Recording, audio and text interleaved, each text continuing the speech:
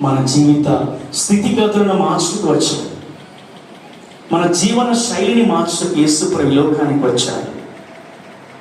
అలాంటి గొప్ప యేసయ్య మనం అందరి మధ్యలో ఉంటూ మన వైపు చూస్తుండగా ఒకే ఒక మాట పలుకుతూ, ప్రభువా నేను పాపిని, ప్రభువా నేను పాపిని, ఘోర పాపిని ప్రభువా, ఎన్నో పాపాలు ప్రభా, తెలిసి తెలియకుండా, కొన్ని చూసే విధంగా, కొన్ని చూడని విధంగా, కొన్ని ప్రత్యక్షంగా పరోక్షంగా ప్రభు ఎన్నో పాపాలు చేశాను ప్రభువా. దిగుతున్న పాపాలని మన్నించు ప్రభువా. నాకు నూతన జీవితాన్ని దయచేయి ప్రభువా.